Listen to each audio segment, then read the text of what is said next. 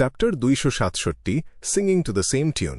The world চারদিকে তাকালো এবং বলল, আমি লোয়েন কিংডমের সমস্ত দরিদ্র অভিজাতদের সম্পর্কে তথ্য জানতে চাই, সাথে তাদের বর্তমান ঠিকানাও। যত বিস্তারিত হবে তত ভালো। সে সরাসরি ব্যারোনেট পাউন্ডের কথা উল্লেখ করল না, কারণ ডিটেকটিভ শার্লক মরিয়ার্টি বর্তমানে পাউন্ড পরিবারের সাথে যুক্ত একটি ভূগর্ভস্থ কাঠামোর তদন্ত করছিল। ক্লাইন মোরেত্তি চাইছিল না যে জাস্টিস এই সূত্রের মাধ্যমে দ্য ওয়ার্ল্ডের আসল পরিচয় ধরে ফেলুক। কোনো ছোটখাটো ব্যাপারও এড়িয়ে যাওয়া যাবে না। সে মনে মনে নিজেকে সতর্ক করল।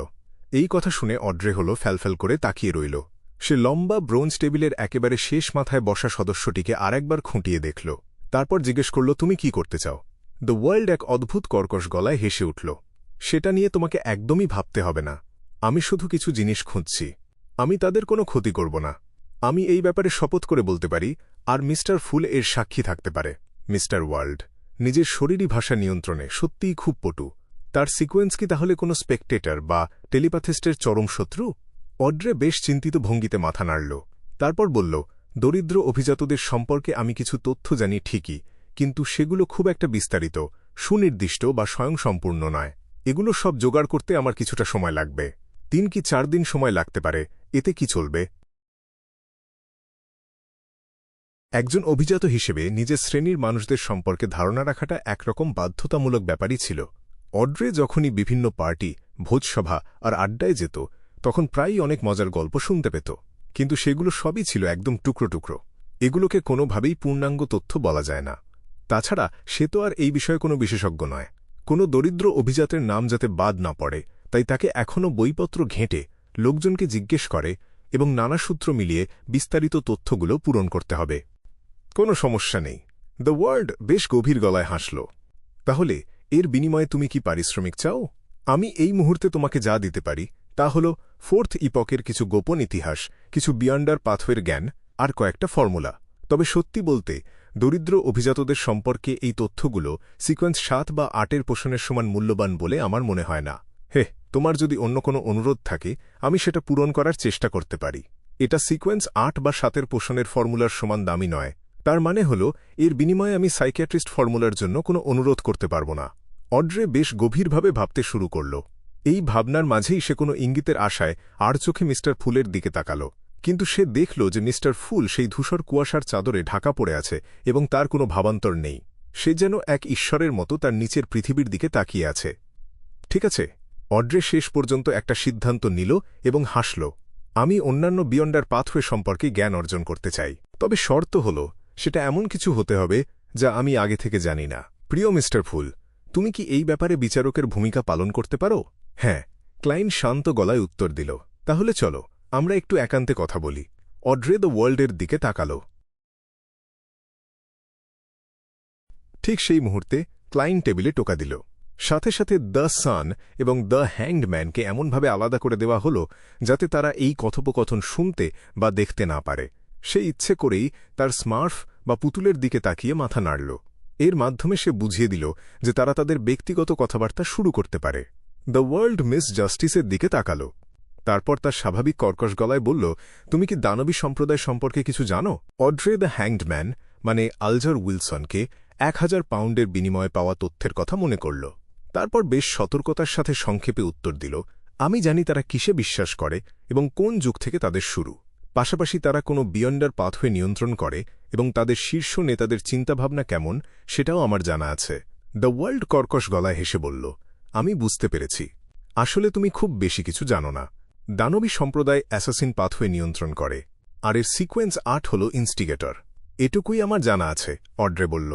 সে আংশিকভাবে দ্য ওয়ার্ল্ডকে জানানোর জন্য এবং আংশিকভাবে নিজের আগ্রহ প্রকাশের জন্যই কথাটা বলল। দ্য ওয়ার্ল্ড হাত তুলে নিজের থুতনি ঘষল। তারপর বলল, তাহলে তুমি কি এর সিকোয়েন্স 7 সম্পর্কে জানো? অড্রে হালকাভাবে মাথা নাড়ল। তোমার কাছ থেকে সেটা শুনতে পেলে আমি খুব খুশি হব। অ্যাসাসিন পাথওয়ের সিকোয়েন্স 7কে বলা হয় উইচ। দ্য ওয়ার্ল্ড খুব স্বাভাবিকভাবে বলল। উইচ? এই শব্দটা শুনে অড্রে চমকে উঠল। স্বাভাবিকভাবেই সে মনে মনে এর সাথে সম্পর্কিত বিষয়গুলো মেলাতে শুরু করল। তাহলে যদি কোনো পুরুষ এই পোষণ খায়, তাহলে তাকে কিভাবে অভিনয় করতে হবে? সুন্দর সুন্দর জামা পরা আর চমৎকার মেকআপ করা? একজন ভদ্রমহিলার প্রতিটি আচার আচরণ হুবহু নকল করা? কথাটা মাথায় আসতেই তার একটু বিরক্ত লাগল, কিন্তু একই সাথে অদ্ভুত এক মজাও পেল সে। না, মিস জাস্টিস, যখন কোনো পুরুষ এই পোষণ খায় তখন তাকে আর পুরুষ বলে গণ্য করা হয় না, সে একজন সত্যিকারের নারীতে পরিণত হয়। দ্য ওয়ার্ল্ড-এর উত্তর নিয়ন্ত্রণ করার সময় ক্লাইন নিজের হাসির বেগ কোনোমতে আটকে রাখল। গডেস, উইচ পোষণ কি একজন মানুষের লিঙ্গ বদলে দিতে পারে? অড্রে অবাক হয়ে বলে ফেলল। এটা সত্যিই অবিশ্বাস্য। মিস্টার ফুল এটা অস্বীকার করেনি, তার মানে কথাটা সত্যি। এটা তো স্রেফ একটা অলৌকিক ব্যাপার। এটাই হল রহস্যময় বিয়ন্ডার জগৎ, নানা রকম অব্যাখ্যেয় জিনিসে ভরা একটা পৃথিবী।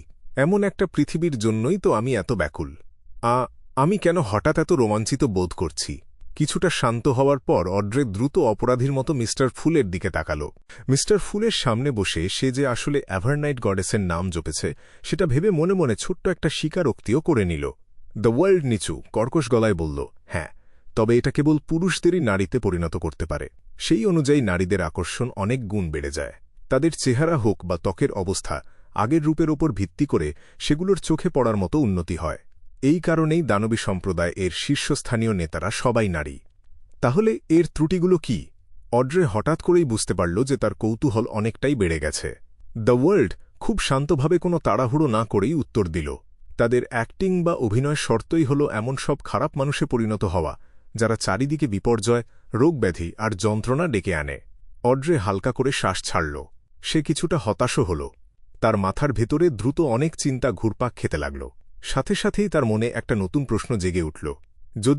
আমি শুধু কথার কথা বলছি, যদি কোনো প্রাণী উইচ ফর্মুলা খাওয়ার পর মারা না যায় বা নিজের নিয়ন্ত্রণ হারিয়ে না ফেলে, তাহলে কি তার আকর্ষণ মানুষের রুচি অনুযায়ী বাড়বে, নাকি সেটা তার নিজের প্রজাতির জন্য আরও বেশি আকর্ষণীয় হয়ে উঠবে?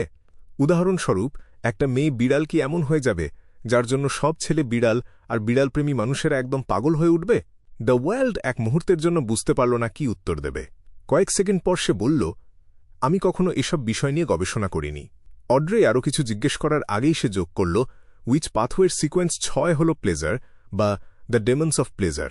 এর অ্যাক্টিংয়ের শর্ত হল নারী এবং পুরুষ উভয়কেই আনন্দ দেওয়া, মূলত সেই বিশেষ দিকটাতে, এবং পাশাপাশি তাদের নিয়ন্ত্রণ বা প্রভাবিত করা।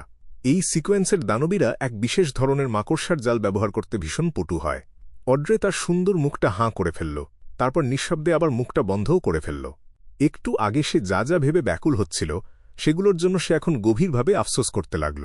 এই তথ্যগুলো জানা থাকলে তুমি খুব সহজেই দানবীদের চিনতে পারবে। হে, তুমি কি এই পারিশ্রমিকে সন্তুষ্ট? দ্য ওয়ার্ল্ড জিজ্ঞেস করল। অড্রে আলতো করে মাথা নাড়ল। সে বলল, এতে আমার অনেক উপকার হল। তাহলে আমাদের চুক্তি সম্পন্ন হল। আমি যত দ্রুত সম্ভব দরিদ্র অভিজাতদের সম্পর্কে তথ্য জোগাড় করতে তোমাকে সাহায্য করব। পরের বার যখন আমাদের দেখা হবে তখন কি আমি এগুলো তোমাকে দেব? দ্য ওয়ার্ল্ড এক মুহূর্ত ভাবল, তারপর জিজ্ঞেস করল, কাজটা কি আরও দ্রুত করা যায়? তাহলে আমি যে তথ্যগুলো জোগাড় করব সেগুলো মিস্টার ফুলের কাছে অর্পণ করব, এবং আমি তাকে অনুরোধ করব যেন সে সেগুলো তোমাকে দিয়ে দেয়। মিস্টার ফুল, এটা কি ঠিক আছে? অড্রে মাথা ঘুরিয়ে জিজ্ঞেস করল।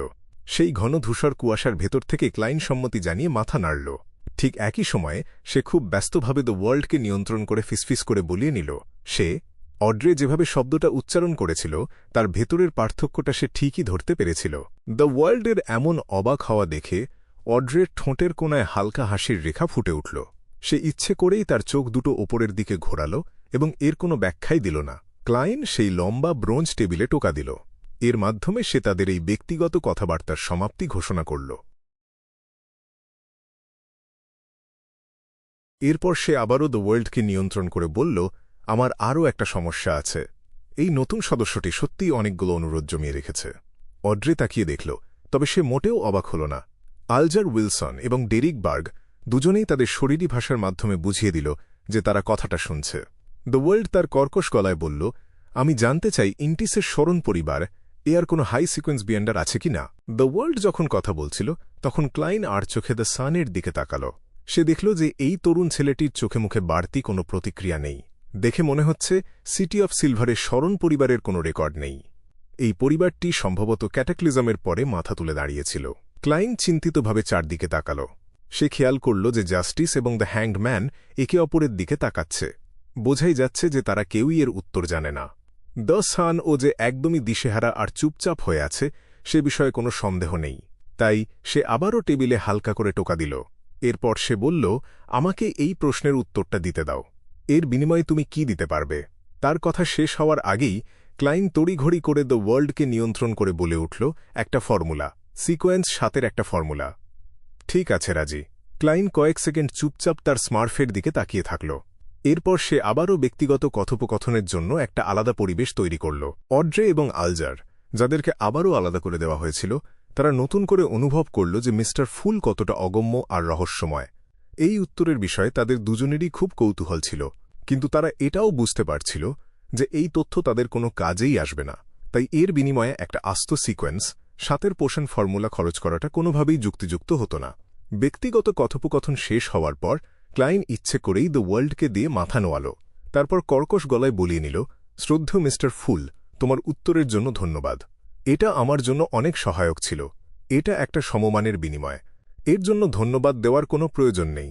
নিজের গায়ে হঠাৎ করে জেগে ওঠা কাঁটা দেওয়া অনুভূতিটা সহ্য করে ক্লাইন একদম নির্লিপ্ত গলায় উত্তর দিল। এরপর সবার উন্মুক্ত আলোচনা 10 মিনিটেরও কম সময় ধরে চলল। তারপর সে ট্যাট গ্যাদারিং শেষের ঘোষণা দিল।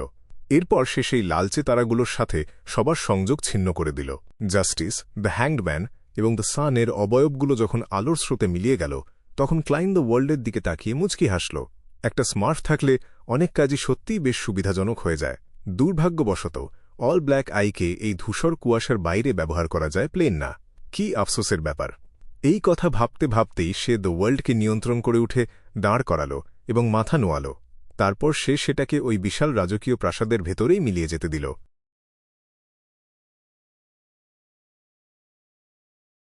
নিজের স্মার্টকে নিয়ন্ত্রণ করার জন্য তাকে তার মনোযোগের একটা বড় অংশ অন্যদিকে সরিয়ে রাখতে হয়েছিল। এর ফলে ক্লাইনের আধ্যাত্মিক শক্তির অনেকটাই খরচ হয়ে গিয়েছিল। সে আর ওই জায়গাটায় বেশিক্ষণ থাকল না। অল ব্ল্যাক আইটা ফিরিয়ে এনে ব্রোঞ্জ টেবিলের পেছনে রেখে সে সাথে সাথেই বাস্তব জগতে ফিরে এল। সেই মুহূর্তে শক্ত করে বন্ধ থাকা পর্দার ওপাশে ব্যাকল্যান্ডের একটা বিরল রোদ ঝলমলে দৃশ্য দেখা যাচ্ছিল।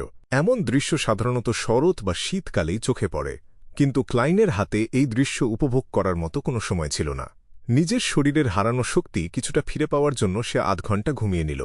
ঘুম থেকে ওঠার পর সে আর লাইব্রেরিতে গিয়ে তথ্য খোঁজার কোনো পরিকল্পনা করল না, কারণ মিস জাস্টিসের প্রতিশ্রুতি সে পেয়ে গিয়েছিল, আর কাজটাও খুব বেশি জরুরি ছিল না।